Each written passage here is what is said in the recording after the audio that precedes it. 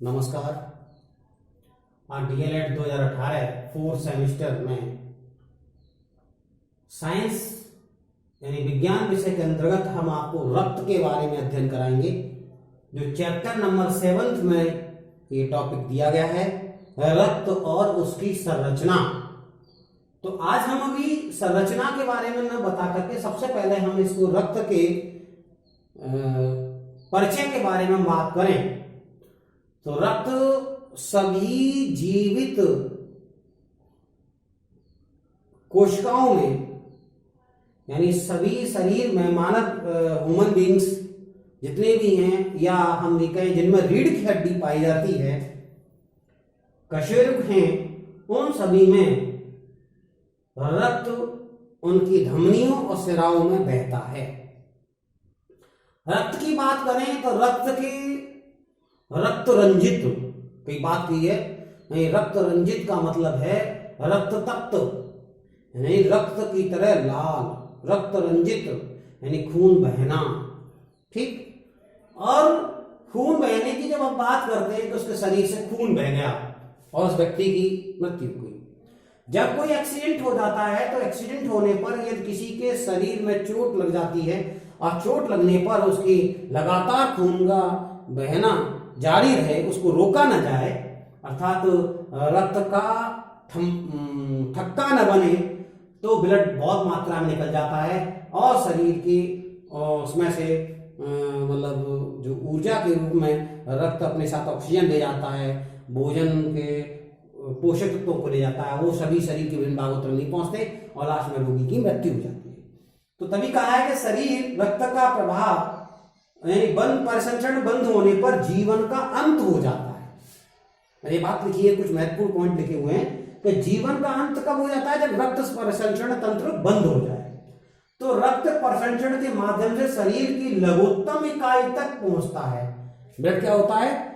शरीर की छोटी से छोटी इकाई, यानी बहुत छोटी छोटी इकाई। हम बात करें तो यहां काट करके देखें तब भी ब्लड निकलेगा। नाखून जो हमारा पका हुआ भाग है, उससे कच्चा हुआ भाग है, उसको हम देखें, उसको काटें तब भी ब्लड निकलता है ना। यहां काटे तब भी ब्लड निकलेगा। किसी शरीर के किसी अंग में जो बाह्य कंकाल है उसको छोड़ करके शेष सभी भाग में रक्त पाया जाता है। तो कह सकते हैं रक्त परिसंचरण के माध्यम से शरीर की लघुत्तम इकाई तक पहुंचता है ब्लड। कौन पहुंचता है? रक्त परिसंचरण के माध्यम से। रक्त परिसंचरण किसे कहते हैं? कि जब हृदय से, यानी हृदय से, मान लो ये आपका हृदय, ये हमारा हृदय 4 कोशिकाओं में होता है। अब यहां से ब्लड गया, शरीर के विभिन्न भागों तक पहुंचा, शरीर के विभिन्न भागों से पहुंच करके छोटे छोटे भागों में गया और लौट करके यहीं आ गया। ठीक। शरीर, ये हमारा हृदय से पंप होकर के ब्लड शरीर के विभिन्न भागों तक पहुंचा। जब ये पहुंचता है तो फेफड़ों से ऑक्सीजन को लेके जाता है और आंतों से क्या लेता है? जो हमारे भोजन में पौष्टिक जो आहार जो हम लेते हैं उसमें जो पोषक तत्व होते हैं उनको अपने साथ लेकर के जाता है और ब्लड में मिला देता है और शरीर के विभिन्न भागों को ऊर्जा के रूप में पहुंचाता है। और हमने बात कही कि धमनियों में शुद्ध रक्त बहता है। ये क्या है? धमनी है। ये धमनी, ये क्या है? धमनी। और अशुद्ध रक्त जब लौट करके आता है तो वो सिराएं कहलाता है। सिराओं के द्वारा अशुद्ध रक्त बहता है। हृदय की धड़कन रक्त परिसंचरण तंत्र कहलाती है। हृदय की धड़कन होती है जिसे हम पल्स कहते हैं। हम देखें इसको यहां पर हम देखते हैं। 1 मिनट में यदि हमारी ये देखें हम इसको, तो ये 72 बार धड़कती है 1 मिनट में। देखेंगे हम सभी, टच करके देखें तो डब डब लब लब लब की आवाज होती है। इसको हम अपनी अंगुलियों के द्वारा यानी एक ज्ञानेंद्रिय के द्वारा हम महसूस कर सकते हैं।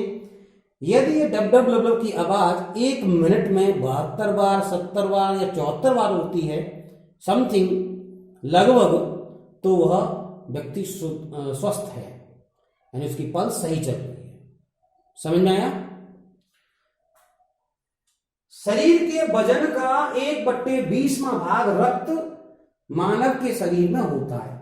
यानी शरीर का 1/20 भाग यानी 5वां हिस्सा यदि किसी व्यक्ति में 5वें हिस्से के लगभग बराबर होता है और इसकी शुद्ध माप कहें तो करीब 6 लीटर रक्त तक होता है। कितना होता है शरीर में? 6 लीटर। 6 लीटर रक्त होता है लगभग शरीर में। 6 लीटर रक्त शरीर में होता है।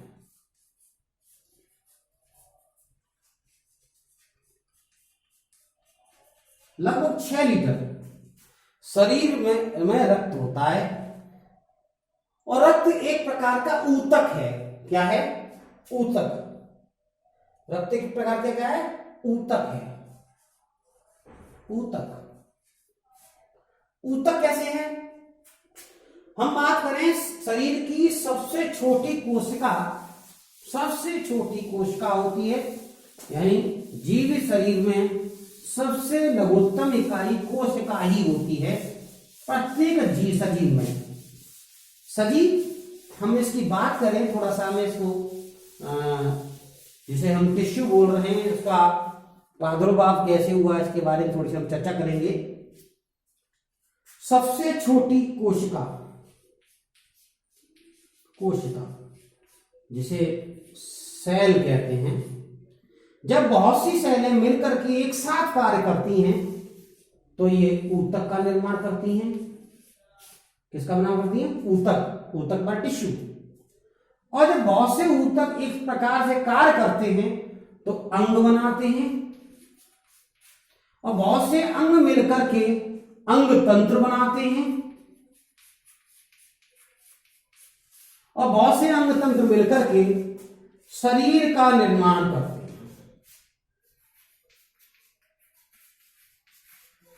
यानी शरीर बनाते हैं। तो हमने इसके चक्र को समझा कि सबसे छोटी इकाई सजीवों में कोशिका होती है और बहुत सी कोशिकाएं एक साथ मिलकर के जब कार्य करती हैं तो ऊतक का निर्माण करती हैं और बहुत से ऊतक जब एक साथ मिलकर के कार्य करते हैं तो अंग का निर्माण करते हैं यानी मानव शरीर के जो भी अंग हैं और बहुत से अंग मिलकर के अंग तंत्र बनाते हैं। ठीक।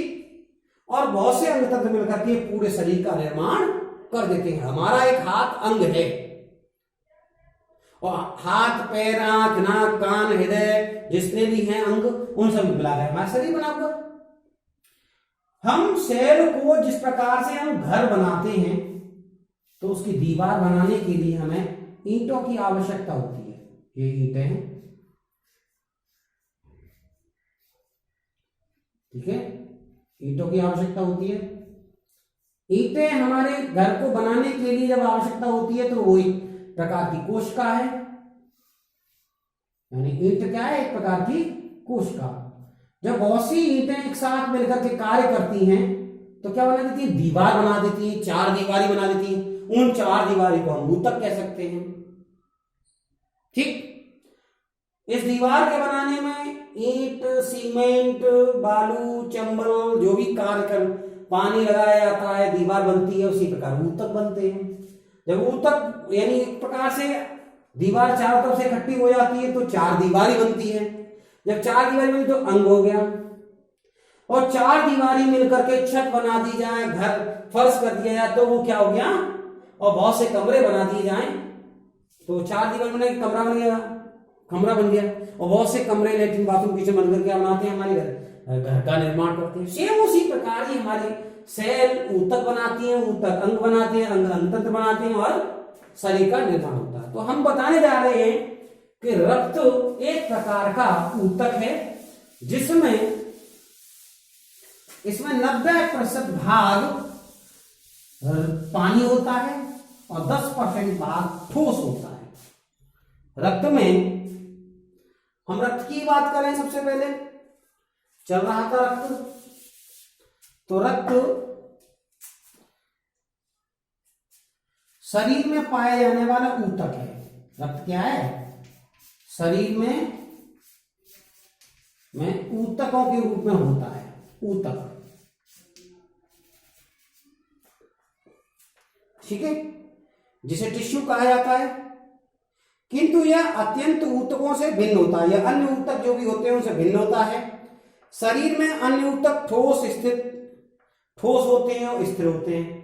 शरीर में जो अन्य ऊतक होते हैं रक्त के अलावा वो ठोस होते हैं। रक्त क्या है हमारा, एक द्रव के रूप में होता है, जिसमें मैंने अभी बात करी थी कि 90% क्या होता है, जल और 10% पदार्थ द्रव होता है। 90% पानी, 90% पानी रक्त में और 10% ठोस पदार्थ होते हैं। अभी मैं इनके बारे में चर्चा करूंगा। रक्त शरीर में ऊतक होता है जो एक लिक्विड रूप में होता है। अन्य जो शरीर में ऊतक होते हैं वो ठोस होते हैं और अपनी जगह पर स्थिर रहते हैं, गतिशील नहीं होते। इनका प्रभाव पूरे शरीर में होता है तथा द्रव्य रूप में होता है। ये रक्त शरीर पूरे शरीर में होता है और द्रव्य रूप में होता है। कैसा है रक्त, कैसा होता है, द्रव रूप में, लिक्विड होता है।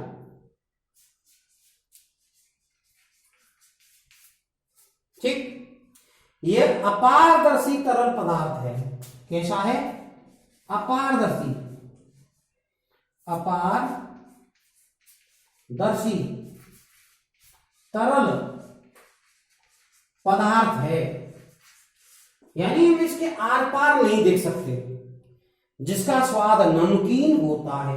स्वाद कैसा होता है, स्वाद नमकीन होता है भाई इसका स्वाद।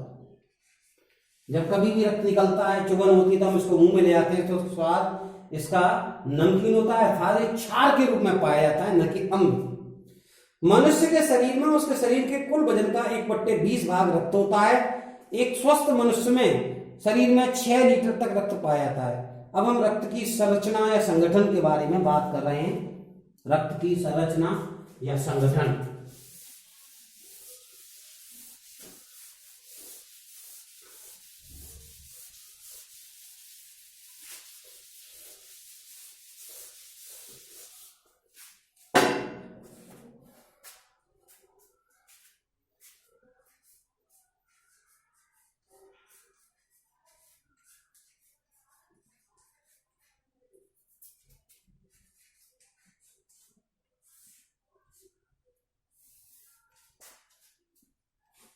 एवं संगठन।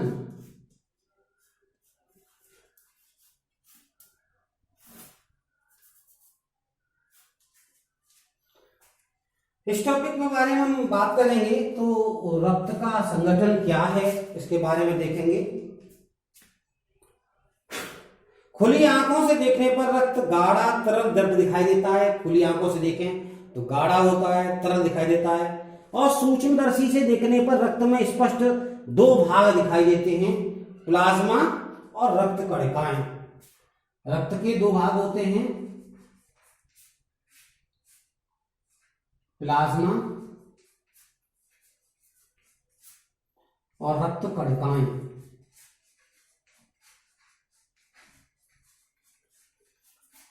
और रक्त कणिकाएं जो होती हैं वो भी 2 प्रकार की होती हैं। लाल रक्त कणिकाएं,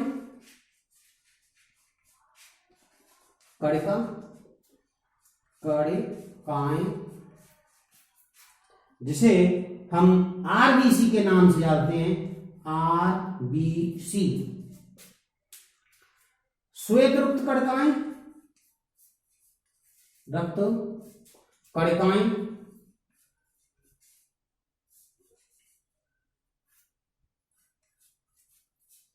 जिसे WBC के नाम से जानते हैं। यानी रक्त को सूक्ष्मदर्शी से देखें, वैसे तो हमें ये सब गाढ़े रंग का लाल पदार्थ दिखाई देता है, जिसे हम 2 भागों में बांट सकते हैं, प्लाज्मा और रक्त कणिकाएं। प्लाज्मा तरल पदार्थ होता है जो हल्का सा पीले रंग का पदार्थ होता है, अभी उसके बारे में हम चर्चा करेंगे। और रक्त कणिकाएं 2 प्रकार की होती हैं, रेड ब्लड कॉर्पस्कल्स यानी आरबीसी, लाल रक्त कणिकाएं। दूसरी श्वेत रक्त कणिकाएं यानी व्हाइट ब्लड कॉर्पस्कल्स यानी सफेद रक्त कणिकाएं। White blood corpuscles. तरल भाग जिसे प्लाज्मा कहते हैं, खुली आंखों से देखने पर यह भाग दिखाई दे जाता है। खुली आंखों से देखें तो यह भाग दिखाई देता है, हल्के से कुछ कुछ पीले रंग का होता है। रक्त कणिकाओं को हम खुली आंखों से देख नहीं सकते, वरन इसका रंग जो लाल होता है, उन लाल कणिकाओं में हीमोग्लोबिन पाया जाता है। उसके कारण हम इसको देख सकते हैं कि रक्त का रंग लाल है, रक्त बह रहा है। ठोस भाग जिसे रक्त कणिकाएं कहते हैं, ये रक्त कोशिकाएं तरल भाग प्लाज्मा में तैरती रहती है। इस प्लाज्मा के अंदर ये आरबीसी या रोसेट रक्त कणिकाएं तैरती रहती हैं। यह इतनी सूक्ष्म होती है, इन्हें खुली आंखों से देखा नहीं जा सकता। तो अब हम आज आपकी बात करते हैं प्लाज्मा के बारे में।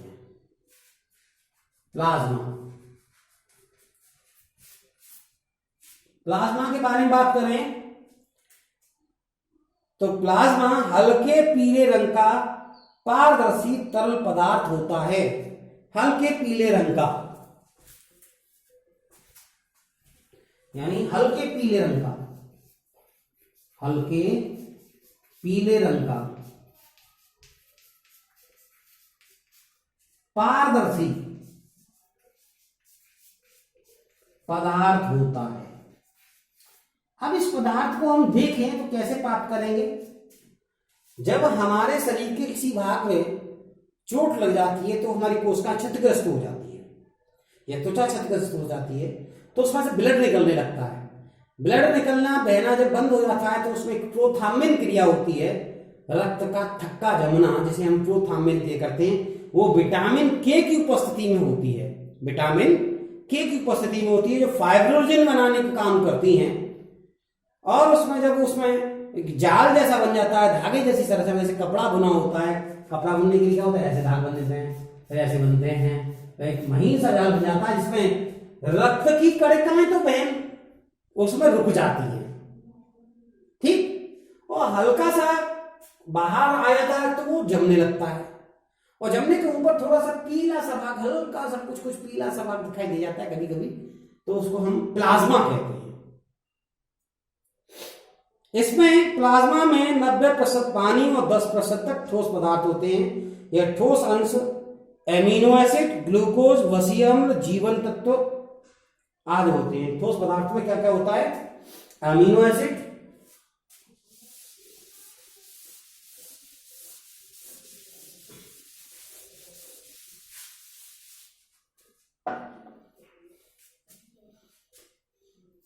प्लाज्मा की बात हो रही थी। प्लाज्मा में ठोस भाग में एमिनो एसिड, अमीनो एसिड, कौन से अमीनो एसिड होते हैं?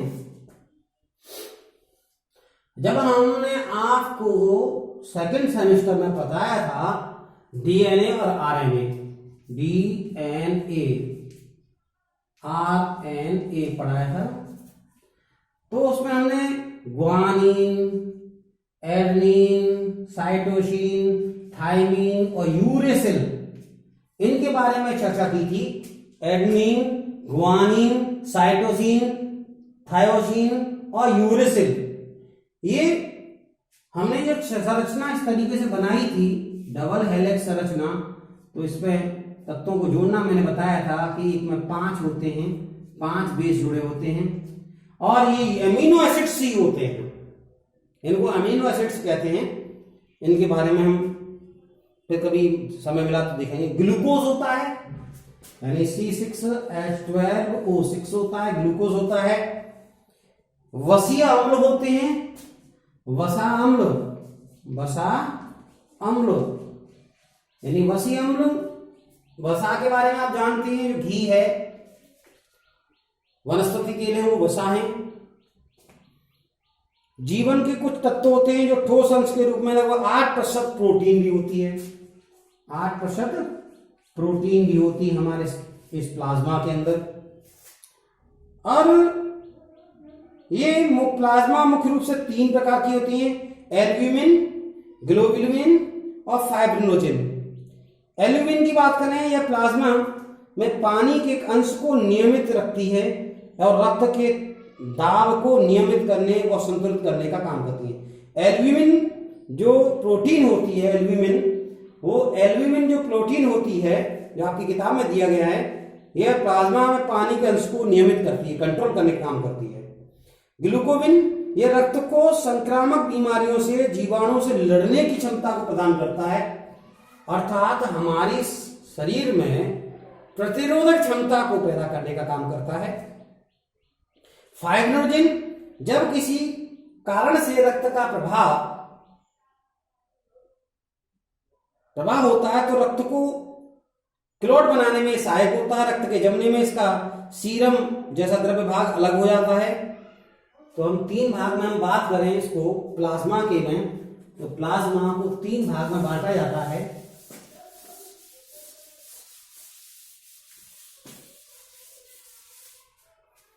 कौन कौन से? एल्ब्यूमिन,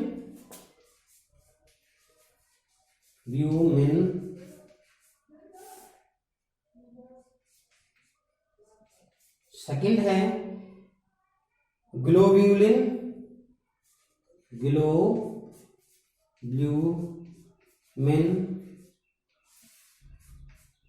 और तीसरा है फाइब्रिनोजेन।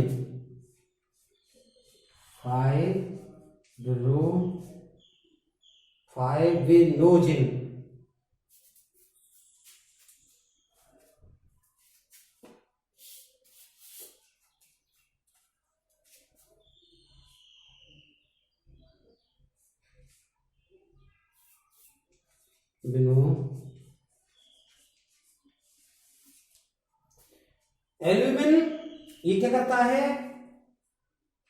पानी को कंट्रोल करता है, संतुलित करता है।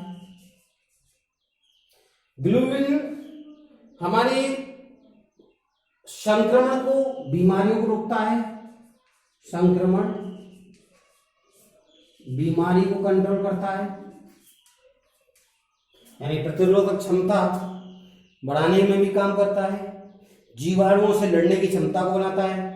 फाइब्रिनोजेन ये रक्त का थक्का बनाता है, रक्त का थक्का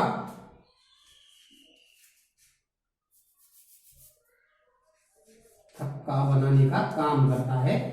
ये बात हमने रखी। आज हमने बताया कि प्लाज्मा में 3 प्रकार के प्रोटीन पाए जाते हैं, एल्ब्यूमिन, ग्लोब्यूलिन और फाइब्रिनोजेन।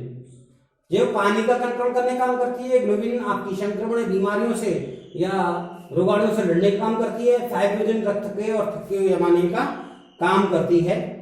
प्लाज्मा में 90% तक पानी और 10% तक सोडियम, पोटेशियम, मैग्नीशियम और फास्फोरस और लौह लवण यानी Fe होता है।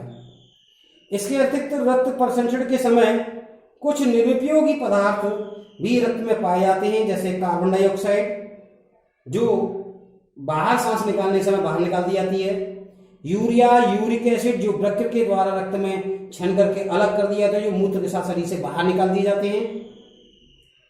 इसके अतिरिक्त प्लाज्मा के कुछ हार्मोन्स और पाचक रस भी मिले होते हैं, जो हार्मोन्स से हमारे हृदय से, आमाशय से मिलते हैं रक्त में और वो उसमें मिल जाते हैं। अब हम प्लाज्मा के कार्य की बात करें तो ये बहुत छोटे छोटे पोषक तत्वों को शरीर के विभिन्न भागों तक, छोटे छोटे भागों तक पहुंचाता है। टूटी हुई कोशिकाओं को रिपेयर करने का काम करता है, उनकी मरम्मत करने का काम करता है और शरीर में संक्रामक रोगों को लड़ने के लिए विरोधी पिंड का निर्माण करता है। यानी विरोधी पिंड, जैसे कोई हमारे किला होता है, किला के चारों ओर सेना तैनात होती है और ये सेना तैनात होने पर क्या करती है? बाहरी शत्रुओं से रक्षा करती है। सेम उसी प्रकार हमारे शरीर में ये प्लाज्मा भी और श्वेत रक्त कणिकाएं हमारे शरीर में प्रतिरोधक क्षमता को वृद्धि करती हैं, पैदा करती हैं। जब कहीं पर क्षतिग्रस्त हो जाता है, संक्रमण हो जाता है, वहां पर एक जगह इकट्ठी हो जाती है, किलेबंदी कर लेती हैं और गिर करके उस जीवाणु को मारने का काम करती हैं। इसके बारे में हमने चर्चा की। और निरुपयोगी पदार्थों को यूरिया के द्वारा या मूत्र के द्वारा शरीर से बाहर निकालने का काम भी इस प्लाज्मा का होता है।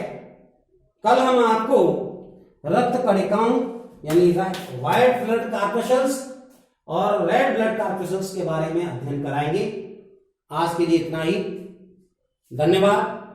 आपको ये वीडियो पसंद आया हो, इसके बारे में अधिक जानकारी प्राप्त करने के लिए मेरे व्हाट्सएप नंबर पर या मेरे मोबाइल नंबर पर संपर्क कर सकते हैं।